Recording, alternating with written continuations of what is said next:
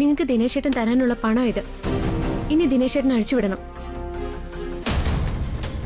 നീ കണ്ടതുപോലെ നല്ലലോടി കൊച്ചേ, മിടുക്ക് തന്നെയാ നീ. പറഞ്ഞ തുകയുണ്ടോ എന്ന് നോക്കണം.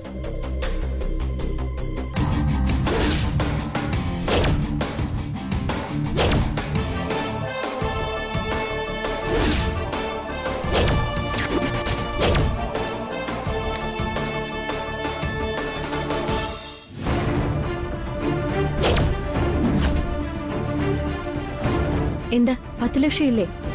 ഇനിയിപ്പോ ഇതിൽ കുറവുണ്ടെങ്കിലും ഞാനങ്ങ് സഹിക്കും. കാരണം നീ അസലൊരു പെണ്ണ. കൊല്ലാൻ വന്ന ഇവന് ജീവൻ തിരിച്ചു കൊടുത്തവളാ നീ. ഈ നാറി അഴിച്ചുവിടേക്ക്.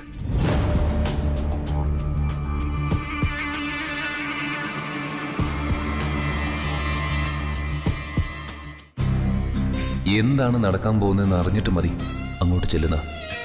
ഞാൻ പോയ ശേഷം ദിനേശേട്ടൻ ഉപദ്രവിച്ചോ? ഇല്ല, ഒന്നും ചെയ്തില്ല. നീ ഇന്ന് തീരേണ്ടതായിരുന്നു. നിന്റെ ആയുസിന്റെ ബലം കൊണ്ടാ ഈ കൊച്ചിനെ നീ കൂടെ കൊണ്ടുവന്നത്. ഇത് നീ എന്റെ കയ്യിൽ നിന്ന് വാങ്ങിയ 10 ലക്ഷം രൂപയാ.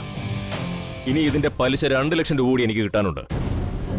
നിങ്ങൾ പോവാൻ അനുവദിച്ചാ മതി. പലിശ എത്രയെന്ന് വെച്ചാൽ ഞാൻ തരാം. നീ നല്ല കാശുകാരിയാണല്ലോടി കൊച്ചേ. മിനിറ്റുകൾക്കുള്ളിലല്ലേ നീ 10 ലക്ഷം രൂപ ഞൊടിയിടയിൽ കൊണ്ടുവന്നത്. അതിനുള്ള വിലയൊന്നും ഇവനില്ല. എടി കൊച്ചേ, ആരെ വിശ്വസിച്ചാലും ഇവനെ നീ വിശ്വസിക്കരുത്. നീ പെങ്ങളാണെന്ന ബോധമൊന്നും ഇവനില്ല.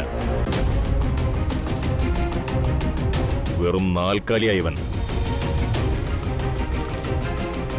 നീ ഇവനെ സൂക്ഷിച്ചോ. നീയല്ലാതെ ഒരാളും ഇവനെ പോലൊരു വൃത്തികെട്ടവനെ രക്ഷിക്കാൻ വരില്ല. ഞങ്ങൾക്ക് പോണം. ആ, കൂട്ടിക്കൊണ്ട് പോയിക്കോ. ദിനേശൻ അങ്കിളിനെയും ലക്ഷ്മിയെയും ഒന്നിച്ചായിരിക്കണം ഇവർ പിടിച്ചോണ്ട് വന്നത്. ഇവർ സേഫായിട്ട് പുറത്ത് പോട്ടെ. ദിനേശേട്ടാ വാ പോവാം. എന്റെ കാറിന്റെ കീ നിന്റെ കാർ തന്നെ ഉണ്ട്. വേഗം സ്ഥലം കാലിയാക്കാൻ നോക്ക്. ഫോൺ പോയിക്കോ.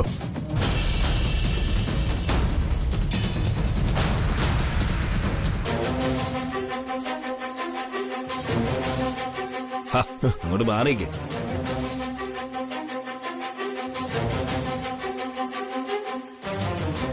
ദിനേശേട്ടാ ഒന്ന് വേഗം വാ. ഇവരുടെ മനസ്സ് മാറുന്നത് എപ്പോഴാന്ന് പറയാൻ പറ്റില്ല. എത്രയും പെട്ടെന്ന് ഇവിടുന്ന് രക്ഷപ്പെട്ടു പോണം. വാ.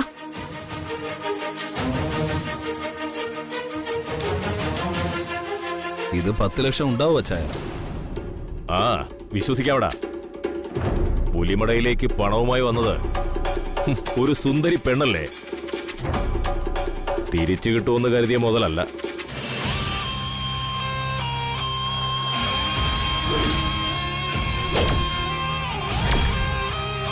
അച്ചായ,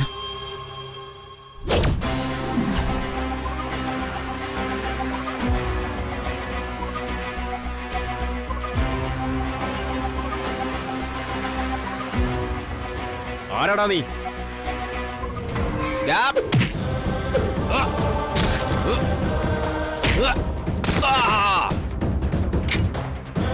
അവിടെ നീ അനങ്ങി പോരുത്. ചുട്ടുകളയും നിന്നെ.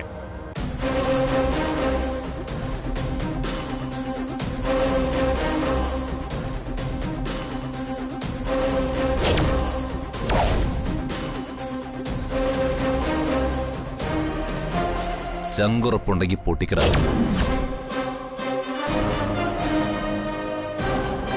എന്താടാ പൊട്ടിക്കുന്നില്ലേ? ആ, നിന്റെ കൈ വിറയ്ക്കുന്നുണ്ടല്ലോടാ. ആരാടാ നീ? നീ ഒരു പെണ്ണിനെ ഇവിടെ കൊണ്ടുവന്നില്ലേ?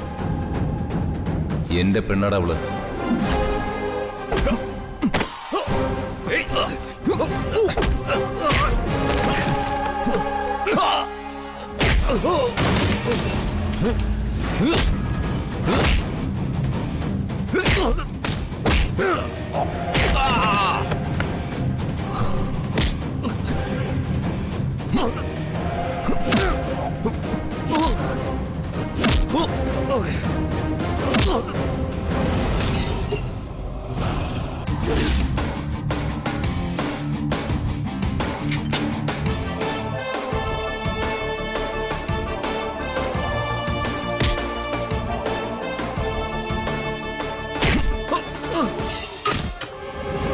ഇരിക്കടാ.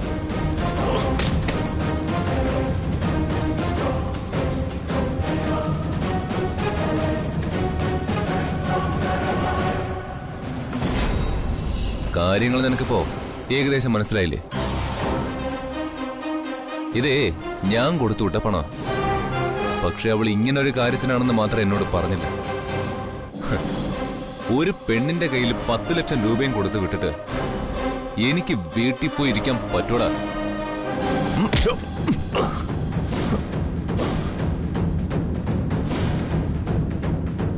എനിക്ക് കൈവിറക്കില്ല. പൊട്ടിക്കുമെന്ന് പറഞ്ഞാ പൊട്ടിക്കും.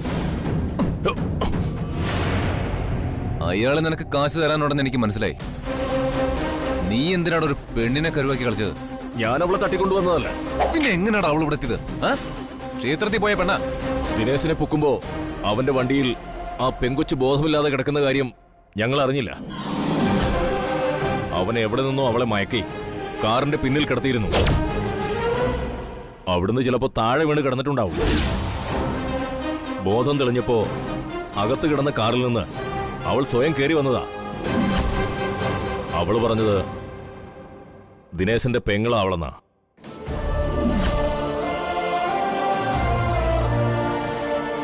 ദിനേശന് എനിക്ക് തരാനുള്ള പണം അവള് തരാമെന്ന് പറഞ്ഞപ്പോഴാ കാശുമായി വരാൻ ഞാൻ അവളോട് പറഞ്ഞത്.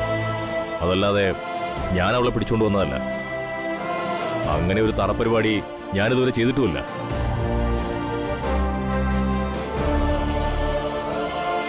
ഞാൻ പറഞ്ഞത് സത്യമല്ലെന്ന് അവളെ വിളിച്ച് ചോദിക്കേ. കാശിനു വേണ്ടി തട്ടിക്കൊണ്ടുവന്നവളെ ആരെങ്കിലും പുറത്തു വിടുവോ? അവളുടെ സഹോദരന്റെ കടം വീട്ടാനാണെന്ന് അവൾ പറഞ്ഞത്. ഞാൻ പണം പലിശയ്ക്ക് കൊടുക്കുന്ന ആളാ. ദിനേശൻ രൂപ 10 ലക്ഷം വാങ്ങിയിട്ട് മുങ്ങി നടക്കുമായിരുന്നു. ആ പെങ്കൊച്ച് കയറി വന്നില്ലായിരുന്നെങ്കിൽ ദിനേശനെ ഞാൻ തീർത്ത് കളഞ്ഞേനെ. വെടി പൊട്ടിച്ചിട്ടൊന്നുമല്ല, കുരുക്കിട്ട് തൂക്കിയിട്ട്. അതിന് എന്റെ കൈ വിറക്കില്ല. നീ പറഞ്ഞില്ലേ അവൾ നിന്റെ പെണ്ണാണെന്ന്? എന്നാ നീ ഇതുകൂടി കേട്ടോ. എന്നോട് ദിനേശൻ പറഞ്ഞത് അവളെ എടുത്തിട്ട് അവനെ വെറുതെ വിടാനാ. എന്നിട്ടും ആ പെങ്കൊച്ച് അവനെ രക്ഷിക്കാൻ തയ്യാറായി. അവിടെയാ ഞാൻ അവൾക്ക് വില കണ്ടത്.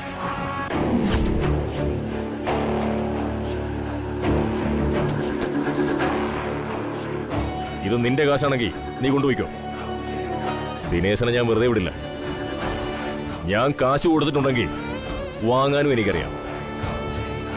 അത് കൊടുത്ത മുതലായിട്ടായാലും ജീവനായിട്ടായാലും. നീ എന്നെ അടിച്ചിട്ടെന്ന് കരുതി ഞാനത്ര നിസ്സാരക്കാരനാണെന്ന് നീ കരുതണ്ട.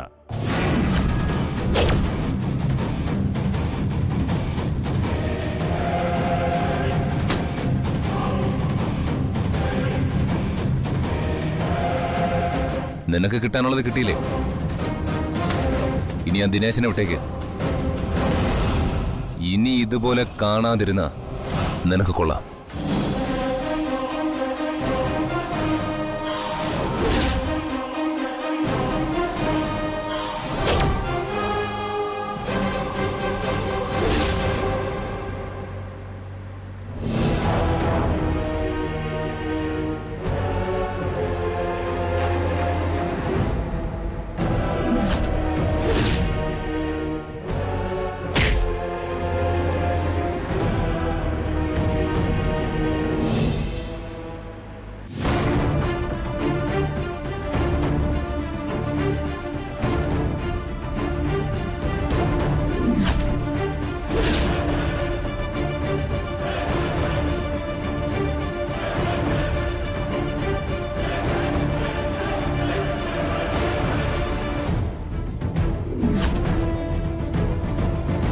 ഇതൊരു ഫോട്ടോ മാത്രമല്ലടി, നിന്റെ കല്യാണത്തിന്റെ മുഴുവൻ ഫോട്ടോകളും എന്റെ കയ്യിലുണ്ട്.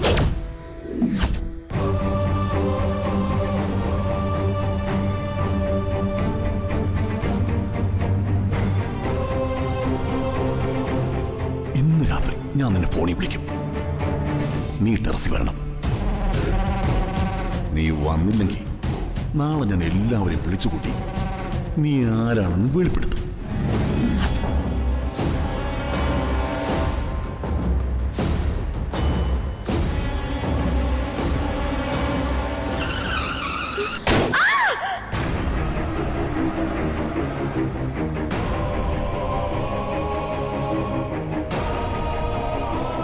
ഇവൻ നിന്റെ ആരാ? എന്റെ സഹോദരനാ.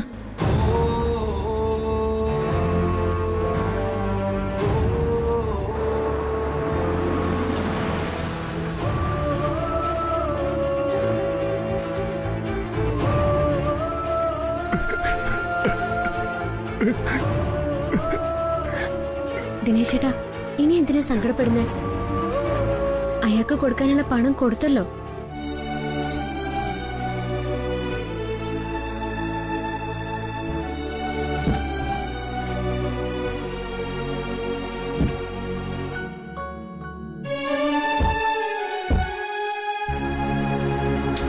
ദിനേശേട്ടാ, എന്തേ ഇങ്ങനെ? ഞാൻ സഹായിച്ചു എന്ന് വെച്ച് കരഞ്ഞു കാണിക്കൊന്നും വേണ്ട.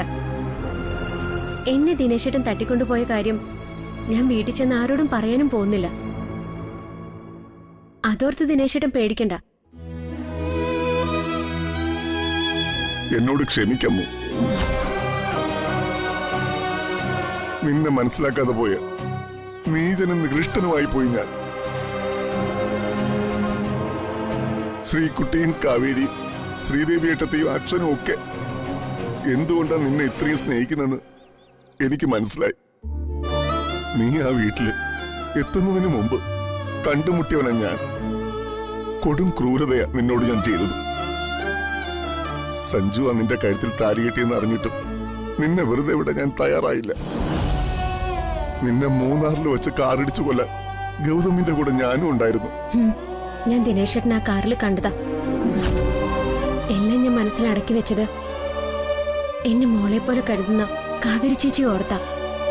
നിനക്ക് തുണയായി ദൈവമുണ്ടെന്ന് കാവേരി പറയുമ്പോ ഞാൻ പുച്ഛിച്ചു തള്ളി. അത് സത്യമാ.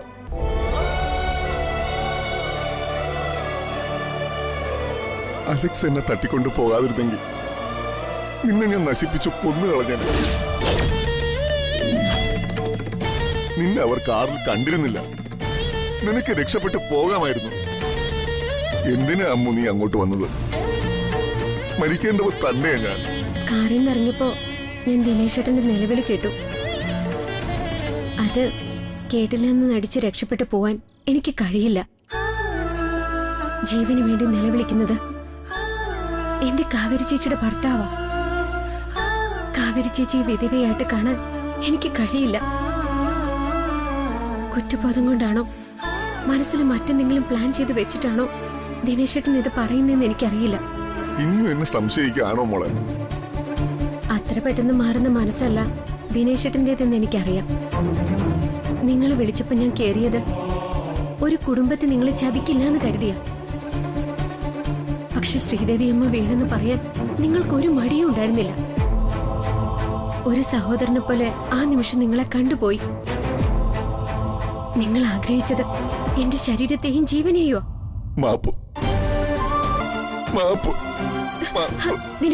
ദിനേശേട്ട മാപ്പ് പറയേണ്ടത് എന്നോടല്ല, ദിനേശേട്ടന്റെ മനസാക്ഷിയോട്. സ്വന്തം ഭാര്യയോട് ഒരിക്കലെങ്കിലും നിങ്ങൾ നീതി പുലർത്തിയിട്ടുണ്ടോ? ആ പാവം നിങ്ങളെ എനിക്ക് വേണ്ടെന്നൊരു വാക്ക് പറഞ്ഞിരുന്നെങ്കിൽ ദിനേശേട്ടൻ മംഗലശ്ശേരിയിൽ ഉണ്ടാവുമായിരുന്നോ?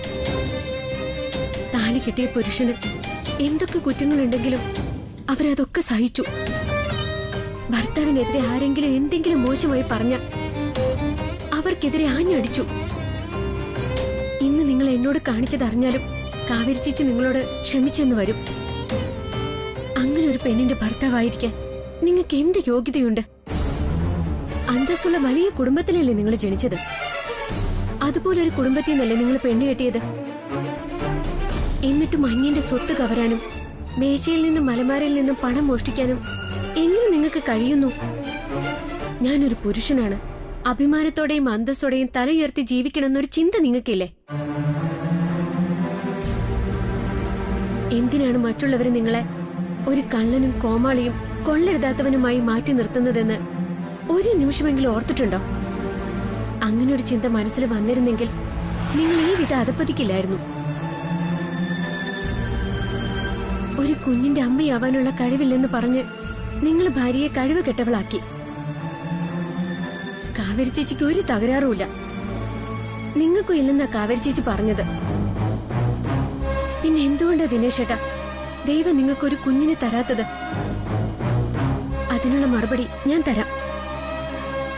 നിങ്ങൾക്ക് ജനിക്കാൻ പോകുന്ന കുഞ്ഞിന് കിട്ടാൻ പോകുന്നതും നിങ്ങളുടെ സ്വഭാവം തന്നെയാവുമെന്ന് ദൈവത്തിനറിയാം.